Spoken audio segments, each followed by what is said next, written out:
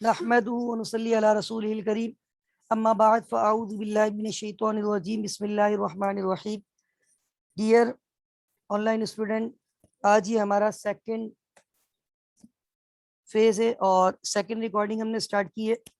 पहली recording before नमाज मगरिब छोटी सी एक मीटिंग हुई थी हमारी, क्योंकि आजकल मगरिब की अजान जल्दी हो जाती है तो इसलिए हमने उसमें बिल्कुल इनिशियल जो है ना कुछ चीज़ें डिस्कस की थी आज के लेक्चर की। और इनिशियली मैंने आपको बता दिया था कि आज इंशाल्लाह हम फ्रेमवर्क पढ़ेंगे, जिसमें दो फ्रेमवर्क हैं।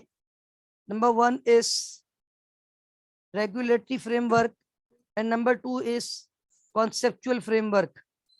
तो रेगुलेटरी फ्रेमवर्क जो है वो रूल्स और वो रेगुलेशन आपको बताएगा जो आप अप्लाई कर रहे होते हैं अपने फाइनेंशियल स्टेटमेंट को बनाने के लिए। तो ये हम ऑलरेडी इसके अंदर दो बातें डिस्कस कर चुके हैं कि IASB क्या है। ये इंटरनेशनल अकाउंटिंग स्टैंडर्ड बॉडी है जो कि पहले कमेटी थी, इसका नाम चेंज हुआ है अप्रैल 2001 में। सिंस 1973 टिल 2001 कमेटी थी और इसने IS लिखे थे। 1 से लेके 41 तक स्टैंडर्ड्स आए थे, इंटरनेशनल अकाउंटिंग स्टैंडर्ड्स। अब मार्केट में इंटरनेशनल फाइनेंशियल रिपोर्टिंग स्टैंडर्ड्स आते हैं जो कि 1 से लेके 16 तक आ चुके हैं और ये बोर्ड लिखता है। तो committee was converted into board. जी क्या कह रहे हैं आप? आवाज सही आ रही है स्टूडेंट? आवाज सही आ रही है? जी सर, आवाज सही आ रही है आपकी। ठीक है। Committee was converted into board in April 2001 और इस बोर्ड का ब्रीफ स्ट्रक्चर हमने देख लिया था नमाज से पहले। और सेटिंग ऑफ IFRS के 4 स्टेप थे कि वो पहले एडवाइजरी कमेटी डेवलप करती है, उसके बाद डिस्कशन पेपर होते हैं, फिर ड्राफ्ट बनता है और फिर फाइनल IFRS इशू हो जाता है। ये चीज़ें हम डिस्कस कर चुके हैं बिफोर नमाज ब्रेक पहली रिकॉर्डिंग में। अगर किसी ने क्लास मिस की है उसमें सुन लीजिएगा। अब हम जा रहे हैं उसके अगले स्टेप की तरफ और इसमें हमारे पास पहली चीज़ है IFRS के एडवांटेजेस और डिसएडवांटेजेस। देखिए, एडवांटेजेस में पहला एडवांटेजेस आपको नजर आ रहा है, a business can present its financial statement on a same basis as its foreign competitors making comparison easier. देखिए, अगर आप IFRS को फॉलो कर रहे हैं, आपका कोई फॉरेन कॉम्पिटिटर है वो भी सेम स्टैंडर्ड्स को फॉलो कर रहा है, तो सेम स्टैंडर्ड्स पे जब रिपोर्ट्स या फाइनेंशियल स्टेटमेंट बनाई जाएंगी तो इसका एक फायदा ये होगा कि आपका जो कंपैरिजन है वो आसान हो जाता है। Cross border listing will be facilitated making it easier to raise capital abroad. मतलब आप अगर कहीं और भी अपने बिजनेस को कर रहे हैं तो वहां पे आपके लिए कैपिटल को रेस करना आसान हो जाता है, क्योंकि अगर आपको ये एडवांटेज हासिल हो कि भाई आप जो अपनी रिपोर्टिंग करते हैं वो लोकल नहीं होती, बल्कि आपकी रिपोर्टिंग बेस कर रही होती है इंटरनेशनल अकाउंटिंग स्टैंडर्ड्स पर। Companies have with foreign subsidies will have a common company wide accounting language. जिस तरह मैंने आपको सैटरडे की क्लास में बताया था कि एक कॉन्सेप्ट होता है कि जिसमें अगर आप किसी कंपनी के मोर देन 50% शेयर परचेज करें तो वो आपकी सब्सिडरी बन जाती है। तो अगर आपकी कोई फॉरेन सब्सिडरीज है तो उनकी भी अगर उसी स्टैंडर्ड्स की एप्लीकेशन हो रही है तो आपकी जो है common company wide accounting language हो जाती है स्टैंडर्ड्स के हिसाब से। Foreign companies which are targets for takeovers और merger can be more easily appraise. यानी आप उसकी जो वैल्यूएशन करते हैं फॉरेन कंपनीज की, जिसको आप टेक ओवर करना चाहते हैं, जिसको आप मर्जर पे ले जाना चाहते हैं, अपने साथ मर्ज करना चाहते हैं, क्योंकि अगर आपकी और उसकी एक ही स्टैंडर्ड्स की एप्लीकेशन हो रही है तो वहां पे आपको again one of the benefit हासिल होता है कि वो भी आप उसकी जो भी नेट वैल्यूएशन है वो इजीली कैलकुलेट कर सकते हैं, क्योंकि सेम स्टैंडर्ड्स पे दोनों के प्रिंसिपल बने हुए हैं। अच्छा, अब कुछ लोग जो है ना ये समझते हैं कि यार अगर हम किसी बोर्ड से एफिलिएशन हासिल करेंगे तो डेफिनेटली वी हैव टू पे कॉस्ट ऑफ इम्प्लीमेंटिंग IFRS। और number two, lower level detail in IFRS। देखिए, सम टाइम कुछ आईएएस में बहुत ज्यादा डेप्थ नहीं होती, तो हम कहते हैं बस आईएएस कहता है, तो फिर हम आईएएस के हिसाब से उसको अप्लाई कर देते हैं। तो सम टाइम कुछ लोअर डिटेल होती है, तो कुछ लोगों का ये ख्याल होता है कि भाई चूंकि आईएएस, एक तो जाहिर सी बात है अगर आप आईएएस की एप्लीकेशन करेंगे तो मतलब आपको आईएएसबी इंटरनेशनल अकाउंटिंग स्टैंडर्ड बोर्ड से अपने आप को एफिलिएट करना होगा।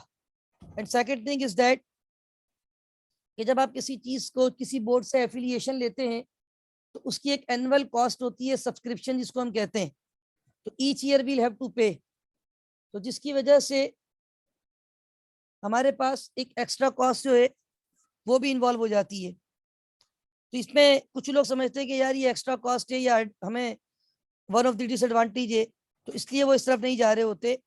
और जैसा मैंने भी कहा कि सम टाइम कुछ आईएएस की लिमिटेशंस होती है कि भाई इसको आपने ऐसे ही अप्लाई करना है, इसके बियॉन्ड आप नहीं जा सकते। तो जो लोअर लेवल ऑफ डिटेल है, इसी this is one of the also disadvantage. Usha आपने कहा है कि वाई वी टेक एफिलिएशन। देखिए उषा, ये जो आईएएस और आईएफआरएस है, ये बेसिकली आईएएसबी इशू कर रहा होता है, इंटरनेशनल अकाउंटिंग स्टैंडर्ड बोर्ड। तो अगर आप इस बोर्ड से अपने आप को एफिलिएट करते हैं, इस बोर्ड को सब्सक्राइब करते हैं, तो आप इस बोर्ड के मेंबर बनते हैं, तो फिर आपकी कंट्री में इसके बनाए हुए प्रिंसिपल, उसके बनाए हुए स्टैंडर्ड्स की एप्लीकेशन आपको करना पड़ती है। तो याद रखें, दुनिया में ऑलमोस्ट अच्छे खासे कंट्रीज हैं, मोरलेस 150 प्लस, जो कि उस बोर्ड के मेंबर हैं।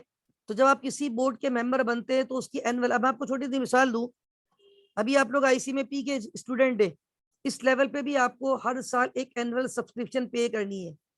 इवन आप लोग जब क्वालिफाई कर जाएंगे, इंशाल्लाह मेंबर बनेंगे, तो मेंबर बनने के बाद भी आप आईसीएमए से एफिलिएट होते हैं, हर साल annual subscription you will have to pay. Being member हमें भी पे करनी पड़ती है हर साल की एनुअल सब्सक्रिप्शन, क्योंकि हम आईसीएमए के एफिलिएट्स हैं, आईसीएमए के मेंबर्स हैं, आईसीएमए के फेलो मेंबर, एसोसिएट मेंबर। तो याद रखें, जब किसी बॉडी के आप मेंबर होते हैं तो डेफिनेटली उसकी एनुअल कॉस्ट होती है जो कि आपको पे करना पड़ती है। तो कॉस्ट ऑफ इम्प्लीमेंटिंग आईएफआरएस, ये जो कॉस्ट है और फिर उसकी इम्प्लीमेंटेशन कॉस्ट भी है। तो कुछ लोग कॉस्ट को बचाने के लिए, या वो समझते हैं कि यार ये हमें तो मतलब पे करना पड़ेगा, तो वो समझते हैं कि यार ये हमारे लिए डिसएडवांटेज है, इसलिए वो इस तरफ नहीं जा रहे होते। Is that clear? जी उषा, क्लियर हो गया आपको पॉइंट? सर एक सवाल है सर। जी बोले। सर जो आपने फर्स्ट पॉइंट लिखे है ना, फॉरेन कंपटीटर्स जो है यहाँ पर, जी, अगर हम उससे कंपेयर कर रहे हैं तो वो आपका यूएस बेस्ड भी हो सकता है, कोई भी लेकिन हो वहां सकता पे है। तो फिर वो यूएस गैप हाँ तो यूज वो करते देखिए, हैं ये सब तो जगह नहीं होगा, ये सब जगह नहीं होगा, ये वहां पे होगा जहाँ पे कॉमन लैंग्वेज हो। ठीक है, a business can present its financial statement on the same basis as its foreign competitor, making comparison easier। जहां पे देखिए, ज्यादातर जगहों पे तो आपको सेम मिल जाते हैं, बस रेयर होंगे जहाँ पे जो, अगर ये आईएफआरएस की एप्लीकेशन नहीं हो रही, तो वहां फिर जाहिर सी बात है, वहां फिर ये एडवांटेज आपको हासिल नहीं हो सकेगा। राइट। सर दूसरा जो करेंसी का इशू आएगा, डिफरेंस आएगा कि वो अगर यूके बेस्ड है तो वहां पे वो डॉलर में अपनी देखिए फाइनेंशियल करेंसी का स्टेटमेंट को तो वो आप प्रेजेंट कन्वर्ट करें। कर लेते हैं, वो आपके पास कन्वर्जन रेट होता है, उसका कोई इशू नहीं होता, और ये आप लोग पढ़ेंगे आगे जाके इंशाल्लाह स्ट्रेटेजिक लेवल में। सर जब आप उनकी फाइनेंशियल स्टेटमेंट को कन्वर्ट करेंगे या अपनी को उसमें डॉलर में वो तो कन्वर्ट वो करेंगे? डिपेंड करेगा कि आप अपनी जो मेन फाइनेंशियल स्टेटमेंट है कंसोलिडेटेड, उसकी आप प्रेजेंटेशन करेंसी क्या रख रहे हो। क्या आप अपनी करेंसी पाक रुपीस प्रेजेंट करना चाहते हो या डॉलर, वो तो आपकी पॉलिसी पे डिपेंड करेगा। राइट। सर यूजुअली तो परसेंटेज कर देते हैं ना, रेशो देखिए से हम ऐसा कंपेयर नहीं कर रहे होता, होते हैं। ऐसा नहीं होता, ऐसा नहीं होता। आप लोग कंसोलिडेशन पढ़ोगे इंशाल्लाह स्टेज 5 में जाके, और अभी भी कंसोलिडेशन थोड़ी बहुत मैं पढ़ाऊंगा, लेकिन अभी बेसिक पढ़ाऊंगा।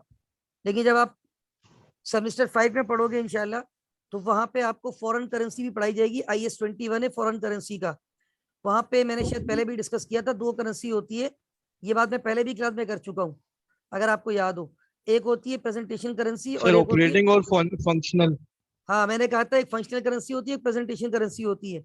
जिस मुल्क में आप बिजनेस कर रहे हैं वहां की जो करेंसी है फंक्शन में क्या है, वो फंक्शनल करेंसी है, और जिस करेंसी में आप अपने फाइनल अकाउंट प्रेजेंट करोगे वो प्रेजेंटेशन करेंसी है। अब आप पाकिस्तान में हो, आप समझते हो आपका मेन ऑफिस पाकिस्तान में है, तो अब आप पाक रुपीज में कन्वर्ट भी कर सकते हो अगर आपकी प्रेजेंटेशन करेंसी पाक रुपीज है। और आज के दौर में ये जो रेट होते हैं, ये रेट नेट पे आपको मिल जाते हैं, आपको पूरे साल के रेट भी मिल जाएंगे, रोजाना डेली बेसिस पे रेट क्या चल रहा है। तो ये सारी चीजें आज के दौर में बहुत ईजी एक्सेस है, इसमें कोई इशू नहीं होता। Right, is that clear? जी स्टूडेंट्स, क्लियर है? चलूं आगे।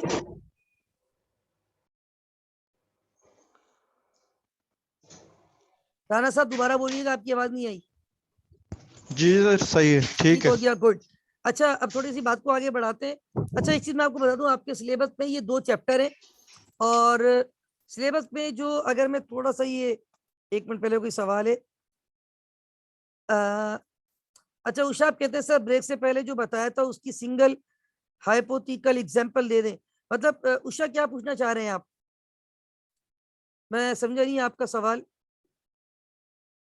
सर मैं ये पूछना चाह रहा था कि अभी जो आपने ब्रेक से पहले पढ़ाया था ना, जी उसमें एक जैसे आप बता रहे थे कि स्टेप 1 स्टेप 2 और स्टेप 3 सही है। स्टेप 4, तो उस पे सर कोई सिंगल एक एग्जांपल में यानी दे दें ताकि असल सर में कोई उषा, ये जो स्टेप है क्लियर ना, ये हो जाए। स्टेप्स है IFRS के। ये देखिए, ये आप पूछना चाह रहे हैं, ये लिखा हुआ है इंटरनेशनल फाइनेंशियल रिपोर्टिंग स्टैंडर्ड्स जी सर, के सेटिंग, यानी एक IFRS किस तरह मार्केट में नया आता है, उसके स्टेप क्या क्या होते हैं। ठीक है सर। राइट, ये जो नीचे लिखा हुआ है, ये जी पूरा लिखा हुआ है, the process for developing an individual standard would involve the following step. तो जो आपका बोर्ड है ना IASB, वो एक एडवाइजरी कमेटी जी बनाता है, सर। वो कमेटी और एडवाइजरी काउंसिल मिलके काम करती है, और फिर उसके बाद जो है मार्केट में उसके प्रोजेक्ट पे जो भी इश्यूज आते हैं वो डिफाइन किए जाते हैं, फिर उसके ऊपर डिस्कशन पेपर बनता है, उसके बाद ड्राफ्ट बनता है, देन फाइनल IFRS मार्केट में इशू किया जाता है। ठीक है? सर ये जो जी सर पब्लिक ठीक है। कमेंट है, इसमें जो स्टेक होल्डर्स होंगे वो पार्टिसिपेट करेंगे और जो जनरल पब्लिक है देखिए, वो भी जनरल पब्लिक नहीं होगी, जाहिर सी बात है। इसमें जो इसके स्टेक होल्डर होते हैं, जो इसमें जो हाईली क्वालिफाइड चार्टर्ड अकाउंटेंट होंगे, या जो फील्ड से रिलेटेड होंगे, या जो डेफिनेटली जो आपके स्टॉक मार्केट के लोग होंगे, जो मतलब प्रैक्टिसिंग मेंबर्स जो होते हैं ना, डेफिनेटली उनकी इन्वॉल्वमेंट होती है। राइट, सर अगर वो किसी पेपर को, डिस्कशन पेपर को, उसके अगेंस्ट चले जाते हैं कि ये प्रेजेंट ठीक नहीं है, होना उसमें चाहिए, अगर उनके पास या ये ऑथेंटिक रीजन होगी IFRS तो उसको देखा जाएगा। तभी तो कहा गया है कि उसके बाद फिर दोबारा एक्सपोजर ड्राफ्ट बनता है पब्लिक कमेंट्स के लिए। हो सकता है उस पर कुछ आपके पास इश्यूज आए हो, उनको देखकर फिर आपने ड्राफ्ट बनाया हो again for public comments. Right जी जी सर। स्टूडेंट। अच्छा, मैं थोड़ी सी बात को आगे बढ़ाता हूँ, और बात ये है कि हमारे पास जो ये 4 स्टेप हैं, और ये जो सिंपल एडवांटेजेस डिसएडवांटेजेस थे, ये ओवरऑल अभी हमने डिस्कस किया है। दी रेगुलेटरी फ्रेमवर्क, हमने ये डिस्कस किया कि ये फ्रेमवर्क जो है, इसके अंदर बोर्ड क्या है, बोर्ड का स्ट्रक्चर क्या है, बोर्ड किस तरीके से IFRS को इशू करता है, बोर्ड का ऑब्जेक्टिव क्या है, स्टैंडर्ड को इशू करना, अकाउंटिंग को ग्लोबलाइज करना, अकाउंटिंग को स्टैंडर्डाइज करना, और फिर IFRS के एडवांटेजेस और डिसएडवांटेजेस क्या होते हैं। ये हमने एक क्विक ओवरव्यू आपको दे दिया। राइट, अब यहाँ पे सेकंड पार्ट जो आपका है ना, मैंने शुरू में ही कहा है, इसमें कितने चैप्टर आपने कवर करने, कितनी चीजें कवर करनी है? 2। Number 1 is regulatory framework and number 2 is the conceptual framework. तो मेजर पार्ट जो है ना इसमें, वो सेकंड वाला है। Which one is second? कौन सा है आपका? जी कॉन्सेप्चुअल। जी, और पेपर में समझ लें 90% या 95% कॉन्सेप्चुअल फ्रेमवर्क ही आया है। अगर आप सिलेबस भी देखेंगे ना, तो सिलेबस में रेगुलेटरी फ्रेमवर्क में सिर्फ 2 बातें लिखी हुई हैं। अगर मैं आपके सामने 1 मिनट ये सिलेबस भी ओपन करता हूँ, 1 मिनट होल्ड कीजिएगा, मैं सिलेबस रखता हूँ आपके सामने। फाइनेंशियल अकाउंटिंग, यस, ये आपका पार्ट ए है, section A of your syllabus, जिसमें 2 छोटे छोटे चैप्टर्स हैं। अराउंड 5% इनकी वेटेज है आपके सिलेबस में। अच्छा, ये मैंने देखिए आपके सामने जो है ना, 1 मिनट स्क्रीन चेंज करता हूं मैं। यस, स्क्रीन नजर आ रही है आपको? जी स्टूडेंट, स्क्रीन नजर आ रही यस है? सर। इसमें देखिए हमारे पास पार्ट ए में रेगुलेटरी एंड कॉन्सेप्चुअल फ्रेमवर्क। और इसमें हमारे पास सबसे पहले देखिए दी रेगुलेटरी फ्रेमवर्क। तो इसमें हमारे पास पहला पॉइंट है the international accounting standard board. पहला पॉइंट क्या है? The international accounting standard board. और सेकंड पॉइंट क्या है? Setting of IFRS. तो हमने अभी डिस्कस किया कि बोर्ड जो है प्रीवियसली कमेटी थी, अप्रैल 2001 में ये बोर्ड में कन्वर्ट हो गया। कमेटी ने जितने भी आईएएस लिखे थे इसने अडॉप्ट कर लिए और ये अपने आईएफआरएस इशू कर रहा है। इसका ऑब्जेक्टिव क्या है? अकाउंटिंग को ग्लोबलाइज करना, स्टैंडर्डाइज करना। इसी तरह फिर हमने ये भी देख लिया सेटिंग ऑफ आईएफआरएस के 4 स्टेप, यानी एडवाइजरी कमेटी को डेवलप करना, डिस्कशन पेपर बनाना, एक्सपोजर ड्राफ्ट बनाना, देन फाइनल आईएफआरएस इशू करना। अब ये जो अगला पॉइंट है इस चैप्टर 2 क्या लिखा हुआ है आपके पास? Conceptual framework. तो इसके अंदर पॉइंट्स क्या क्या है कि कॉन्सेप्चुअल फ्रेमवर्क और गैप क्या है? एक मिनट होल्ड कीजिएगा स्टूडेंट।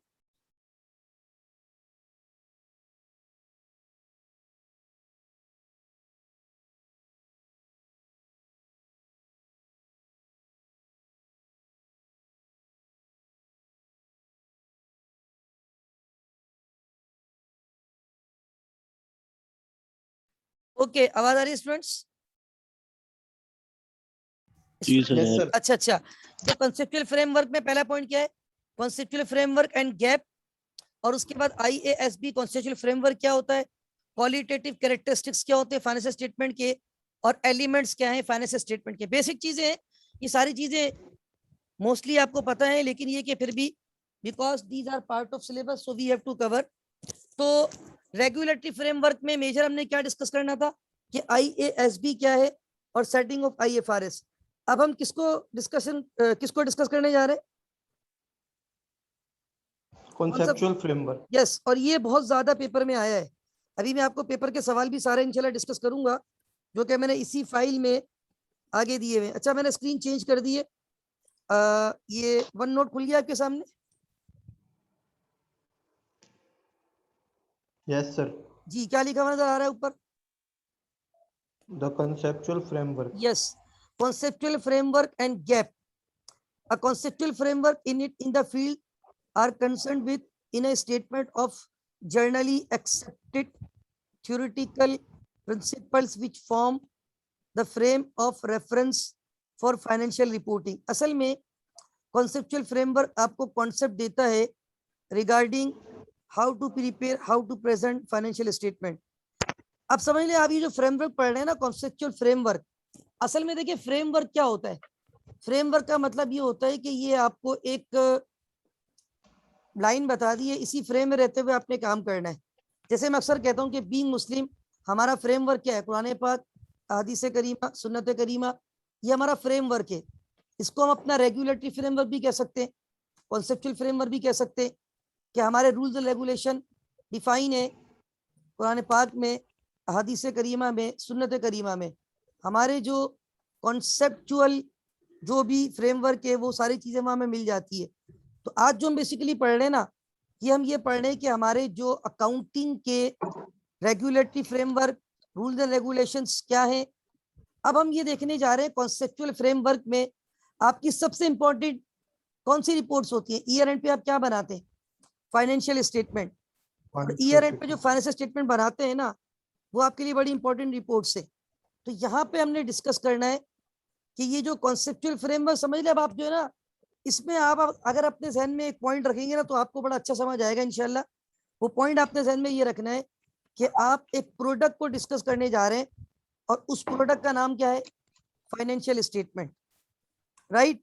यानी कॉन्सेप्चुअल फ्रेमवर्क आपको कॉन्सेप्ट देगा regarding financial statement presentation, financial statement presentation.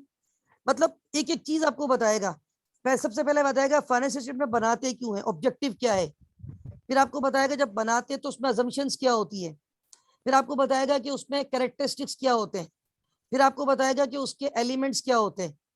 फिर आपको बताएगा कि उसमें मजीद फीचर्स क्या होते हैं। तो मतलब आज जहन में रखें कि हम क्या सीखने जा रहे हैं, कौन सी प्रोडक्ट के ऊपर बात करने जा रहे हैं। क्या नाम है उसका? Financial statement. Is that clear? आवाज आ रही है आपको? जी स्टूडेंट्स, आवाज आ रही है? Yes, sir. ठीक है. These जी theoretical सर. principles provide the basic for the development of new accounting standards and evaluation of those already in existence.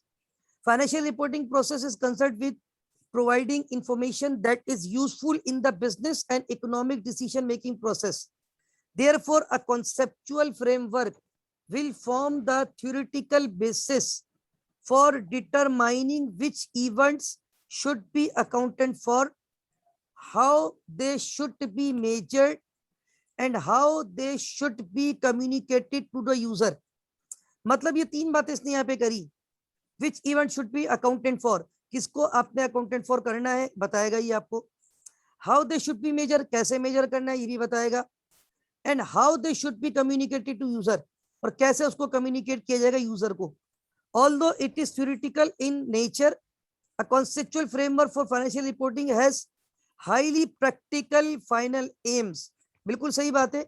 मैंने भी आपको एक बात बोली थी कि आज हम जो पढ़ रहे हैं वो थ्योरेटिकल चैप्टर है, लेकिन इसकी एप्लीकेशन जो होती है ना वो किस सेंस में होती है, प्रैक्टिकल सिनेरियो में. अच्छा, ऊपर एक बात और लिखी हुई है, ये GAAP गैप नजर आ रहा है आपको लिखा हुआ? तो general accepting G. Accounting principle. अच्छा, इसमें कुछ लोग कहते हैं जर्नली एक्सेप्टेड अकाउंटिंग प्रिंसिपल्स, और कुछ लोग इसको कहते हैं generally accepted accounting practices. Both are acceptable. Generally accepted accounting principle भी कहा जाता है और generally accepted accounting practices signifies all the rules from whatever source which govern accounting in individual countries. This is seen primarily as a combination of. अब ये gap का बोल रहा है कॉम्बिनेशन ऑफ. क्या क्या चीजें आ रही हैं इसमें देखें. National company law, national accounting standards, local stock exchange requirement. देखिए क्या हर कंपनी का अपना कोई लॉ होता है, कंपनी लॉ. हर कंपनी के अपने नेशनल अकाउंटिंग स्टैंडर्ड्स भी होते हैं. हर कंट्री का अपना नेशनल कंपनी लॉ होता है, स्टैंडर्ड्स होते हैं, स्टॉक मार्केट की रिक्वायरमेंट होती है, टैक्स ऑर्डिनेंस होता है. तो ओवरऑल ये जो गैप है is a combination of national company law, national accounting standards and local requirement of stock exchange. अच्छा, अब हमने जो एक्चुअल में डिस्कस करना है ना, वो किसको डिस्कस करना है यहाँ पे, हमने किसको डिस्कस करना है एक्चुअल. जी, कौन सा framework? Financial statement. Financial statement है, और उसमें कौन सा फ्रेमवर्क? Conceptual framework. अब आप ये देखिए, दी कॉन्सेप्चुअल फ्रेमवर्क डील विद. अब कितने पॉइंट्स यहाँ लिखे हुए हैं आपको, कितनी बातें लिखी हुई है? 4. सबसे पहले हम डिस्कस करेंगे ऑब्जेक्टिव. फाइनेंशियल स्टेटमेंट में बनाते क्यों है, ऑब्जेक्टिव क्या होता है. फिर इस प्रोडक्ट की क्वालिटीज क्या है, qualitative characteristics that determine the usefulness and information in financial statement.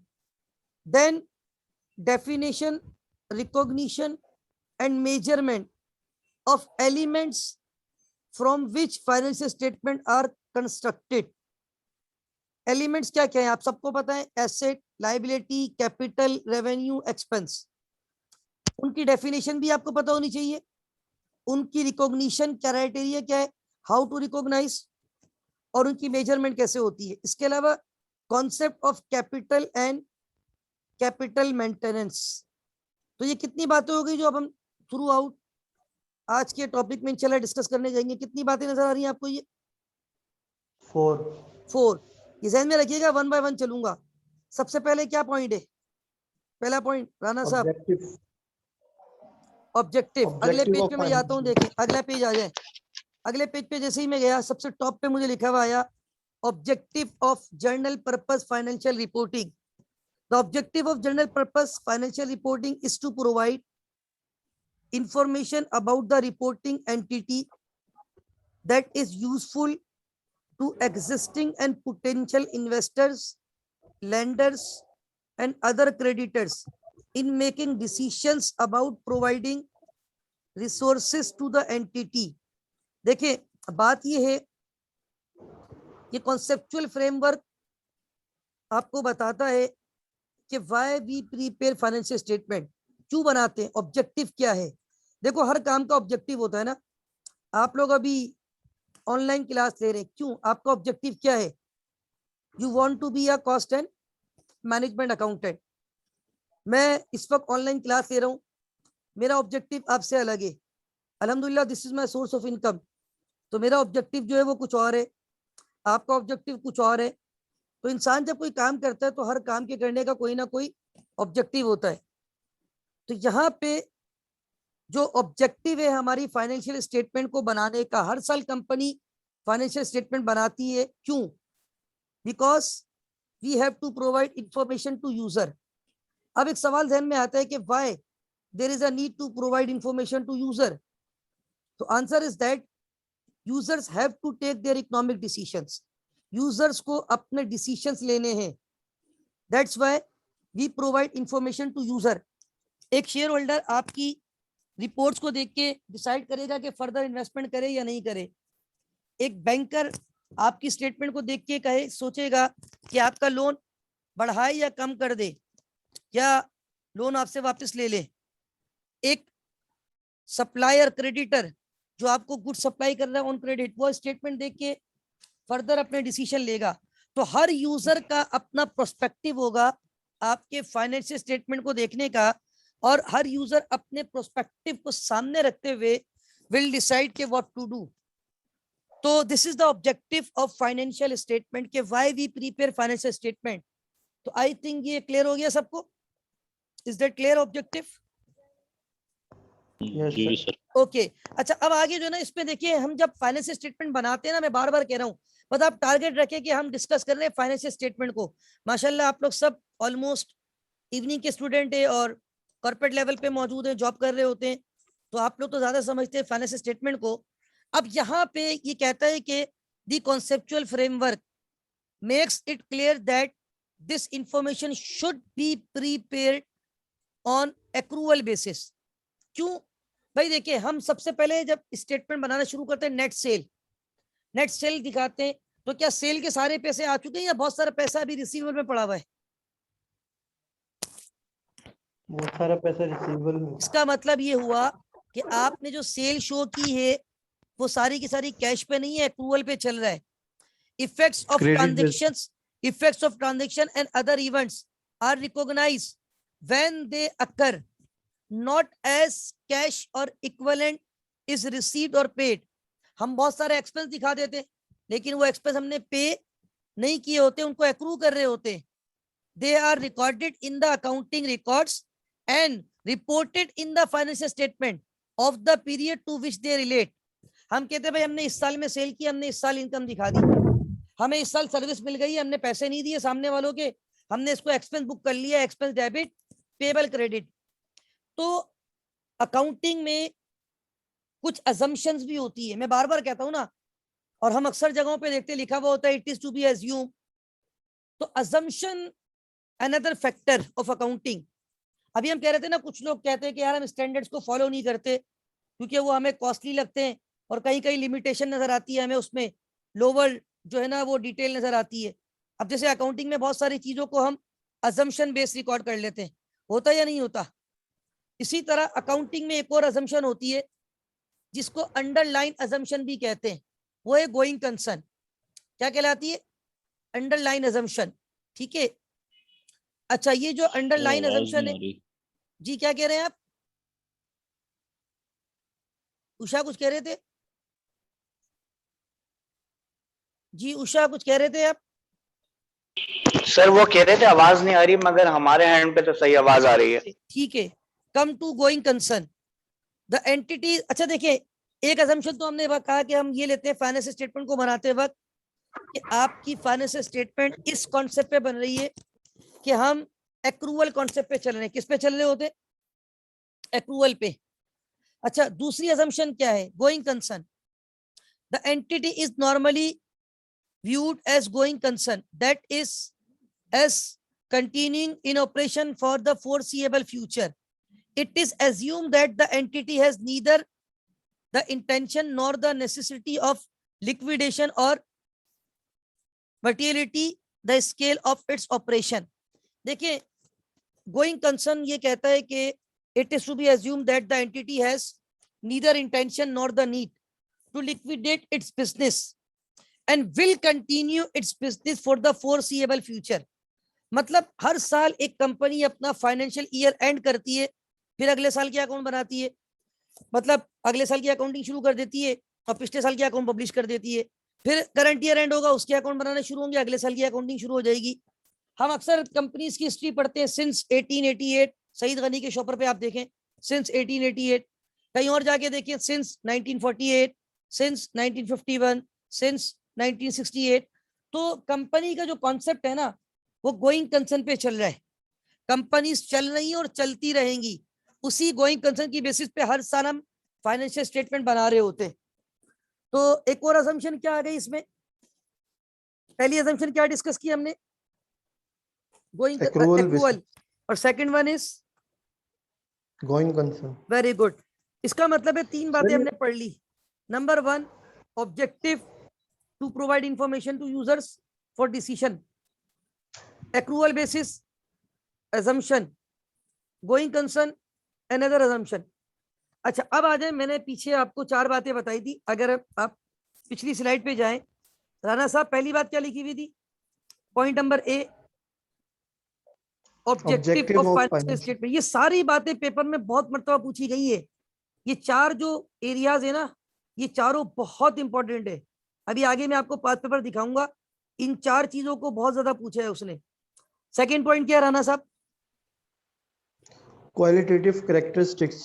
Yes. अब आप देखें, मैं आपको जो बार बार एक बात कह रहा हूं कि हम किस प्रोडक्ट को आज सामने रख के बैठे हुए, उसका नाम है फाइनेंशियल स्टेटमेंट। अब हमने ये सुन लिया कि यार फाइनेंशियल स्टेटमेंट क्यों बनाते भाई, हमें यूजर को इन्फॉर्मेशन देनी है ताकि वो डिसीजन ले सके। फिर हमने ये भी बता दिया कि इसमें अजम्पशन भी है, गोइंग कंसर्न और एक्रूअल। सारे पैसे अभी मिले नहीं है हमने, लेकिन इनकम दिखा दिया है। सारे पैसे पे नहीं किए लेकिन हमने एक्सपेंस दिखा दिया है। और दूसरा ये कि हम गोइंग कंसर्न पे बना रहे हैं। अच्छा अब हम ये डिस्कस करने जा रहे हैं कि इस प्रोडक्ट की क्वालिटेटिव कैरेक्टरिस्टिक्स क्या है। जैसे आप जब कोई प्रोडक्ट खरीदने जाते हो ना मार्केट में, आपको एक लैपटॉप खरीदना है, तो आप बोलते हो यार वो मेरे लैपटॉप में ना कोर i7 होना चाहिए, उस पर इतनी जो है ना 8 GB रैम होनी चाहिए, उसमें 500 GB जो है ना वो हार्ड ड्राइव होनी चाहिए, उसकी स्क्रीन जो है ना वो 18-20 इंच की होनी चाहिए, उस पर जो है ना वो वाईफाई, ब्लूटूथ और अदर जितने भी हैं वो सिस्टम होने चाहिए। तो मतलब ये आप क्या चाहते हैं अपनी प्रोडक्ट के कैरेक्टरिस्टिक्स, ऐसा ही है। Yes sir. तो अब आप जो आप फाइनेंशियल स्टेटमेंट बना रहे हैं, तो ये भी एक बड़ी इंपॉर्टेंट आपकी एक प्रोडक्ट है। अब हम उसके कैरेक्टरिस्टिक्स, उसकी क्वालिटीज के ऊपर बात करने जा रहे हैं। Qualitative characteristics of useful financial information, conceptual framework बताता है, states that qualitative characteristics of are the attributes that make financial information useful to user. Number 1, वो कह रहा है कि the 2 fundamental qualitative characteristics are relevance and faithful representation। पहली बात उसने क्या बोली, रेलिवेंस, और दूसरी क्या बोली, फेथफुल रिप्रेजेंटेशन। यस। अब रेलिवेंस क्या कहना चाह रहा है, कह रहे हैं कि relevant information is capable of making a difference in the decision made by user. It is capable of making a difference in decision if it has predictive value, confirmatory value और बोथ। असल में मतलब confirmatory value या predictive value मतलब आपकी information should be relevant as per decision making need of user. For example, मैं अगर आपको अनाउंस कर दूं कि भाई संडे को मैं क्लास लूंगा, इतनी साल ले लो, ठीक है। अब मैंने आपको ये तो कह दिया संडे को क्लास लूंगा, लेकिन टाइम नहीं बताया था। अब मैंने आपको कंफर्म टाइम नहीं बताया, और मैं सुबह लॉगिन हो गया 10 बजे, 1 घंटे तक लॉगिन रहा, कोई भी क्लास में नहीं आया, मैंने क्लास बंद कर दी। शाम को 6 बजे आप लोग मैसेज कर रहे सर लिंक भेज दे, तो मैं आपको बोलूंगा क्लास तो सुबह थी, तो आप तो बोलेंगे सर आपने बताया नहीं था। तो मैं ये कहूंगा भाई संडे को छोड़िए, मैं शाम में लेता हूँ, संडे को तो सुबह लेता था, तो आपको पूछना चाहिए था। इसका मतलब है मैंने आपको इंफॉर्मेशन कंप्लीट दी थी या कंप्लीट नहीं दी थी, इनकम्प्लीट। हाँ मैंने टाइम नहीं बताया था, ठीक है ना। तो भाई इंफॉर्मेशन शुड बी कंप्लीट, ठीक है ना। तो रेलिवेंट इंफॉर्मेशन हो as per decision making need of user, right. अच्छा, अब ये बोल रहे the relevant information is affected by its nature and materiality. Information is material if its omission or misstating could influence the decision made on the basis of financial information about specific reporting entity. देखिए, एक बात ध्यान में रखिएगा, information दो तरीकों की होती है, ये आपको पता होगी। एक क्या होती है मटेरियल और एक क्या होती है जी, एक मटेरियल होती है, दूसरी क्या होती है इमैटेरियल। इमटेरियल। अब आप मुझे बताओ कौन सी इंफॉर्मेशन ज्यादा जरूरी है यूजर को देना? मटेरियल। मटेरियल। इमटेरियल में तो आपको याद होगा मैं अक्सर कहता था कि IS 8 Ignore कहता है कर दो। अगर इमटेरियल है तो आप उसको डिस्क्लोज भी ना करो, लेकिन मटेरियल है तो आपको डिस्क्लोज भी करना पड़ेगा, ठीक है ना। तो इमटेरियल क्या होता है कि छोटी मोटी कोई इंफॉर्मेशन है या छोटी मोटी कोई चीज है उसको आप इग्नोर भी कर सकते हो, लेकिन जहां मटेरियल की बात आ जाए, और याद रखें IS ने मटेरियलिटी को कहीं डिफाइन नहीं किया, यूजर की जजमेंट पे छोड़ा है। यूजर्स हैव टू डिसाइड कि what is material what is immaterial. हम अपनी प्रोफेशनल जजमेंट से देखते हैं कि what is material what is immaterial. अब देखें, अगर आपने कोई मटेरियल इंफॉर्मेशन छुपा दी और यूजर ने फाइनेंशियल स्टेटमेंट देख के डिसीजन ले लिया जिसमें मटेरियल इंफॉर्मेशन छुपी हुई थी, देखने में उसको रिपोर्ट बहुत अच्छी लग रही थी लेकिन हकीकत में वो रिपोर्ट अच्छी नहीं थी, तो क्या जब बाद में उसको पता चलेगा कि आपने गलत इंफॉर्मेशन दी थी तो वो फौरन क्या कहता है, उसके मुंह से एक जुमला निकलता है कि अगर मुझे पहले पता चल जाता कि ये इंफॉर्मेशन सही नहीं है तो मैं यहाँ पे इन्वेस्टमेंट नहीं करता। वो यही कहता है ना। हम अक्सर कहते हैं ना, कोई बात बाद में पता चले तो हम बोलते हैं यार अगर ये मुझे पहले पता चल जाता तो मैं ये काम नहीं करता। तो इसका मतलब है आपकी वो गलती जो यूजर को अपना डिसीजन चेंज करने पे मजबूर कर दे, वो गलती क्या कहलाती है? वो गलती क्या कहलाती है? मटेरियल। ये पढ़े क्या लिखा हुआ है, information is material if omitting or misstating it could influence the decision that user make on the basis of financial information about specific reporting entity। उसने जो डिसीजन लिया था वो डिसीजन अगर उसका इन्फ्लुएंस हो जाए आपकी किसी इंफॉर्मेशन से, यानी वो अपने डिसीजन को चेंज करने पे मजबूर हो जाए, तो इसका मतलब है आपने उसके साथ कौन सी मिस्टेक की, आपने उसको कौन सी इंफॉर्मेशन दी, मटेरियल मिस्टेक के साथ। Is that clear? ये मिसरिप्रेजेंटेशन हो जाएगा ना फिर। बिल्कुल बिल्कुल। अच्छा भाई एक बात सुन ले, किसी ने कहा अजान हो रही है और अजान भी हो रही है, ठीक है आपकी बात, और मीटिंग भी एंड होने वाली है, लेस देन 1 मिनट है। मैं आपको अभी फौरन इंशाल्लाह अगला लिंक भेज रहा हूँ, आप लोग ज्वाइन कर लीजिएगा ताकि अजान भी हो जाए, फिर हम कंटिन्यू करेंगे इंशाल्लाह। मैं अगला लिंक आपको भेज रहा हूँ, आप लोग ज्वाइन कर लीजिएगा, इससे आगे कंटिन्यू करूंगा इंशाल्लाह, ठीक है। मीटिंग एंड हो रही है, लास्ट लेस देन 1 मिनट, मेरा ख्याल है बस कुछ सेकंड्स है, ये खुद ही डिस्कनेक्ट हो जाएगी मीटिंग। मैं आपको अगला लिंक भेज रहा हूँ इंशाल्लाह।